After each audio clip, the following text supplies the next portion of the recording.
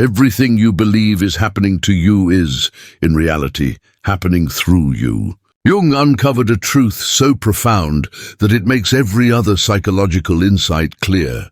Your entire life is a reflection of your inner world. Every person you encounter, every challenge you face, every situation you experience is you meeting yourself again and again. When this is understood, not just intellectually but deeply felt, it becomes the key that unlocks all other psychological truths. Today, I will share what Jung discovered that reshaped psychology forever. If you truly grasp this insight, it may eliminate the need for countless other lessons on transformation, healing, or self-development. Because you will finally recognize the hidden game you have been playing without even realizing it. Here is what Jung realized that changed everything. You have never directly experienced objective reality. Not once. Every moment of your life has been filtered through your own psyche, through your unconscious patterns, shadow, projections, and inner structures. You have been living inside a psychological framework of your own making, mistaking it for reality. The person who betrayed you, that was your psyche revealing something about trust. The opportunity you missed, your psyche showing you something about readiness. That recurring pattern, your psyche trying to bring something into awareness. You have not been living life as it is. You have been living your psychology. Until you clearly see this, you remain caught in an endless loop, fighting shadows as if they were real threats. Jung called this the projection of the unconscious. But it is even more fundamental than the phrase suggests. It is the very structure of human experience. Once this is seen, everything shifts, not because your external life changes, but because you finally perceive what your life truly is. It is a mirror of your psyche, and all along you have been striking at the mirror, believing it was the problem. Jung revealed that everything you experience reflects your internal state. This is not a mystical law of attraction, but a precise psychological process that can be mapped. Here's how it works. Your unconscious continually projects itself onto the world. Every unintegrated part of your psyche is cast outward, appearing to come from outside you. Your shadow emerges in the people who upset you. Your anima or animus appears in the people you are drawn to. Your complexes show themselves as the problems that keep repeating. You're not actually experiencing life itself. You're experiencing your unconscious, projected outward. Think about someone who irritates you deeply, not someone who's truly harmful, but someone whose personality triggers you irrationally. What you're reacting to isn't really them. It's a rejected part of yourself. You dislike in them what you've disowned in yourself. Now think about someone you're drawn to, someone you can't stop thinking about. That's not really them either. It's your own unexpressed potential, your inner masculine or feminine, projected onto them like an image on a screen.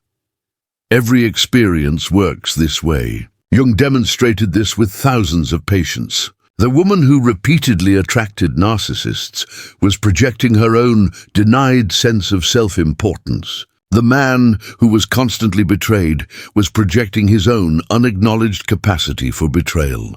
The person surrounded by chaos was projecting their own inner disorder. Here's where it becomes transformative. When you recognize that everything is a projection, you stop fighting the reflection.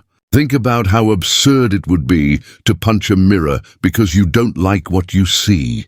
That's exactly what most people do their entire lives, fighting with people who simply reflect parts of themselves, resisting situations that reveal their own psyche, running from experiences that are just their unconscious becoming conscious. Jung had a patient who constantly complained that everyone in her life was controlling. Every relationship, every job, every situation. She spent years resisting these controlling people, leaving relationships, quitting jobs, moving to new cities. Jung helped her see that the control wasn't out there. She was projecting her own denied need for control. She was so frightened of her own controlling nature that she pushed it onto others, and then fought it externally. The moment she realized this, everything shifted. Not because the world changed, but because she stopped battling her own projection.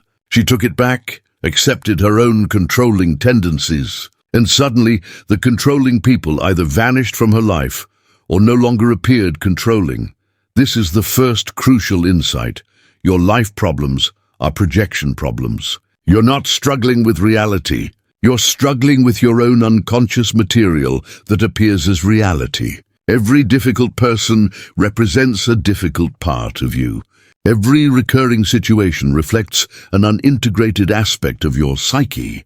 Every pattern is a projection waiting to be reclaimed. And this is why this may be the last message you need to hear. When you realize everything is projection, you stop trying to fix life and begin integrating your psyche. You stop fighting out there and start working in here. You stop seeing yourself as a victim of circumstances and begin to see yourself as a student of your own unconscious. The mirror principle changes everything because it shows you've been playing both sides of every conflict. You're the projector in the screen, the dreamer in the dream, the one who perceives and what is being perceived. You're not merely living a life. You're unconsciously creating it moment by moment, and then forgetting you created it. Jung discovered something that sounds like science fiction, but is psychological fact. Your unconscious is constantly shaping your reality through projection. Then your ego experiences that reality as though it's happening to you. It's like a filmmaker who makes a movie, forgets they made it, watches it, and believes it's real life. Here's how it works. Your psyche carries certain patterns, complexes, and unfinished business. These generate what Jung called archetypal situations, basic templates of human experience. Your unconscious keeps recreating these patterns in your life until you recognize them as your own creation. The abandonment complex creates abandonment experiences. The authority complex creates authority conflicts. The unworthiness complex creates experiences of rejection, not once, but over and over, like a record stuck on repeat until you finally recognize the pattern. You're not unlucky. You're not cursed. You're unconsciously creative. Jung observed this in every patient he worked with. A man who felt unnoticed by others couldn't recognize that he was invisible to himself. A woman who believed she was constantly judged was running an internal court where she acted as judge, jury, and defendant. Someone who thought life was meaningless had never asked what meaning truly was for them. Each of them was shaping their reality from hidden assumptions and then experiencing it as if it were objective truth. And here's the remarkable part. You're doing this right now. The way you're receiving these words, the recognition or resistance you feel, and the thoughts rising in response, all of it is your psyche creating your experience of this moment. Two people can watch the same video and have entirely different experiences. One may see freedom, another may see nonsense. Same video, different minds, different realities. Jung called this psychic reality, the idea that our psychological reality is more significant to us than the physical one. You don't live directly in the world. You live in your perception of it, and that perception is built from unconscious projections. This is why positive thinking often fails. You can't simply think your way out of unconscious patterns. It's like trying to change a movie by shouting at the screen. The projection originates deeper than thought itself, but everything shifts once you realize you're the projectionist. When you recognize you're creating what you're experiencing, the situation changes. Not because you suddenly control everything, but because you finally understand what's happening. You stop asking, "Why is this happening to me?" and start asking, "What part of my psyche is shaping this?" You stop being the victim of your own film and begin exploring why you're playing this particular story. This is how Jung lived. When difficulties arose, he didn't simply react. He asked, "What is my unconscious showing me through this?" When someone triggered him, he wondered, "What part of myself does this person represent?" He treated his entire life as a conversation between his unconscious and his conscious mind. And that's exactly what it was. Every problem you've ever faced comes down to the same root issue, unconsciousness. Jung's most profound insight was that there is really only one problem in human life: unconscious material controlling your life from the shadows. Every other problem is just a symptom of this deeper issue. Depression, for instance, is unconscious grief or anger turned inward. Anxiety is unconscious material trying to surface. Addiction is unconscious needs seeking fulfillment in unconscious ways. Relationship problems are unconscious projections interacting with other unconscious projections. Essentially, it's all the same problem wearing different masks. Consider your biggest current challenge. That problem isn't the real problem. The true issue is the unconscious pattern creating it. And this pattern will keep generating similar problems until it becomes conscious. Jung worked with a patient who went through 5 marriages, all ending the same way. She believed she was unlucky with men. Jung helped her see that it wasn't 5 different men. It was one unconscious pattern repeating itself in different forms. Once she recognized the pattern, she didn't need a 6th marriage to learn the lesson. The unconscious material became conscious, and the pattern was complete. This is why Jung said, "Until you make the unconscious conscious, it will direct your life, and you will call it fate." Every so-called fate, every experience of bad luck, is simply unconscious repetition. Every that's just life acceptance is unconscious compliance with a repeating pattern.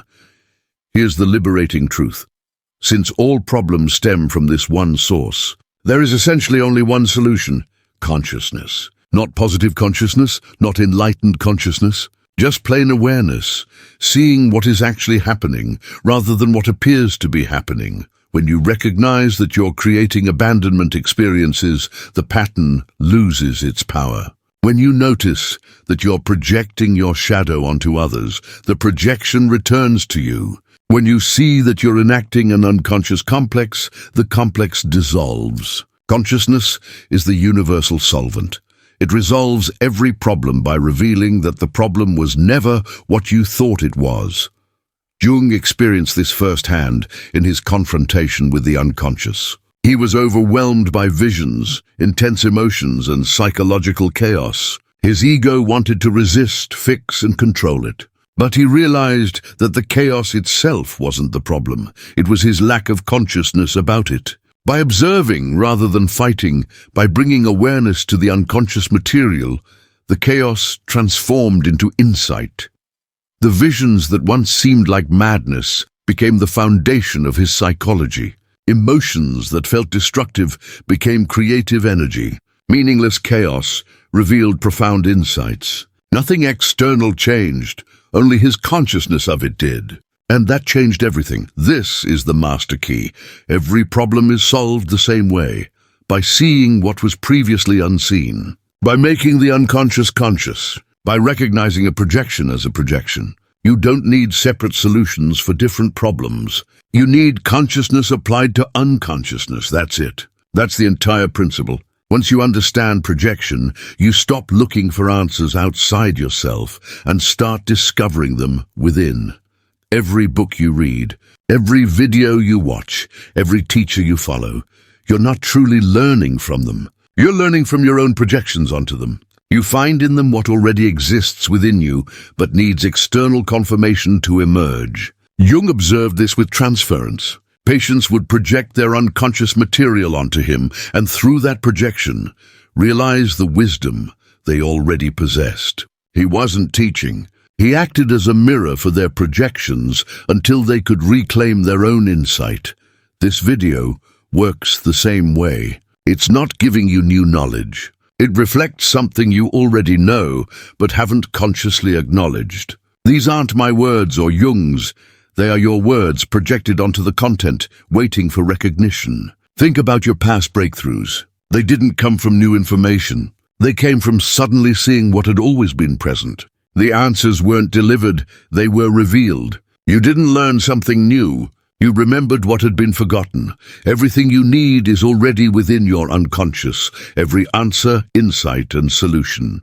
Jung demonstrated this with active imagination, guiding patients to dialogue with their unconscious, revealing wisdom they didn't know they had. not channeled from outside but arising from within. The wise old man, the divine child, the shadow, all these figures were projections of their inner knowledge, their own rejected or hidden wisdom, speaking through a symbolic medium.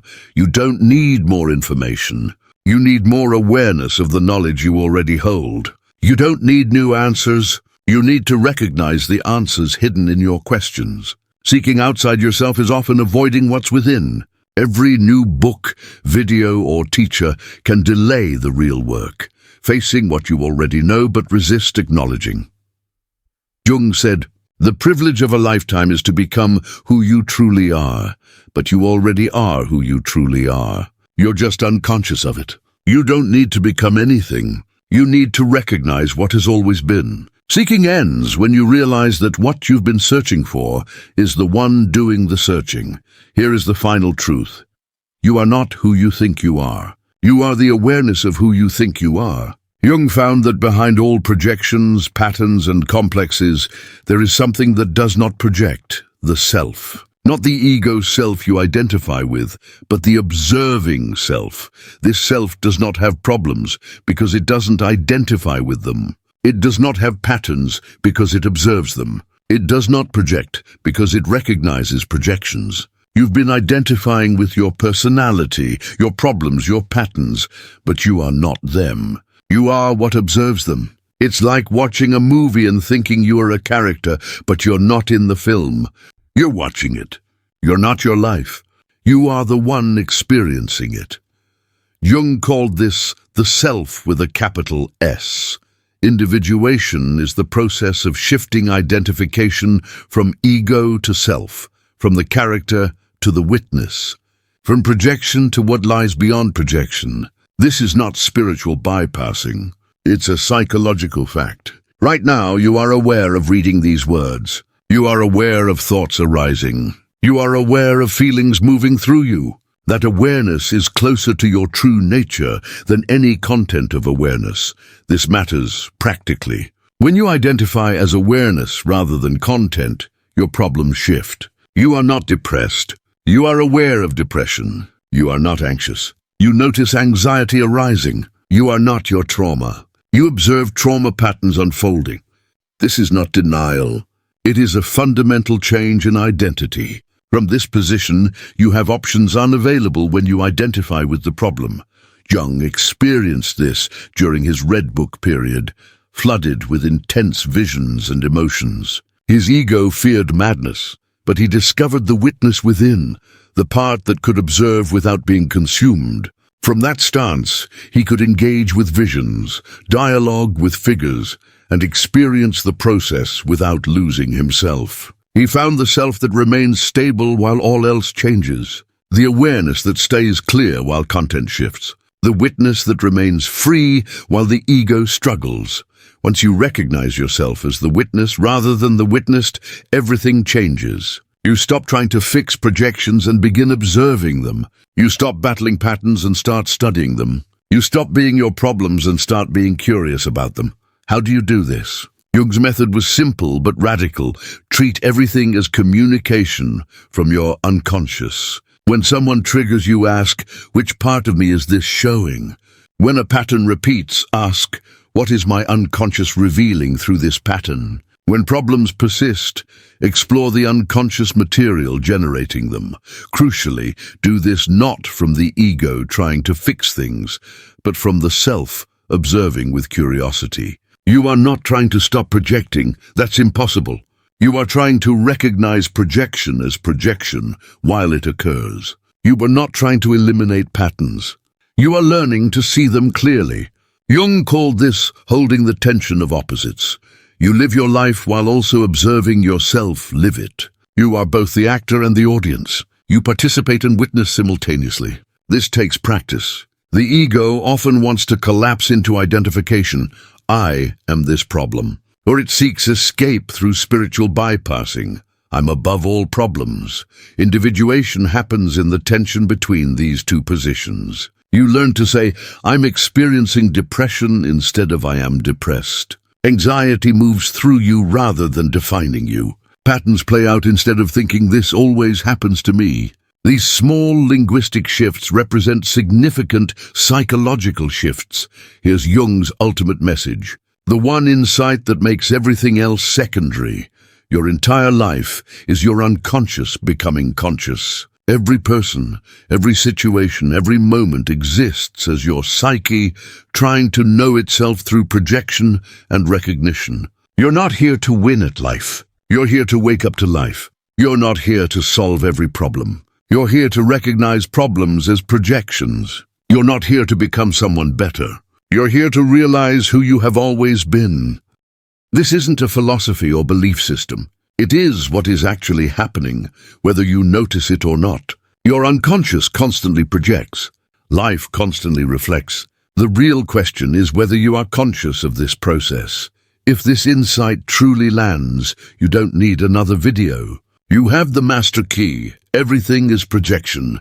Life is your mirror. Consciousness dissolves all problems by revealing them as projections. Most people, however, will watch this and immediately search for the next video, the next teaching, the next answer outside themselves. They continue seeking instead of seeing, projecting instead of recognizing. But maybe you're done with that. Maybe you're ready to stop searching for answers and start recognizing that you are the answer, playing hide and seek with yourself through projection. If you want to explore this further, subscribe, but remember, everything you need is already within you, projected as your life, waiting for recognition. Jung's entire psychology leads to one realization: it's all you. It has always been you. And the moment you truly see this, the seeking ends and the finding begins. This could be the last video you need, not because it contains all the answers, but because it shows where all answers come from. They come from you. They always have.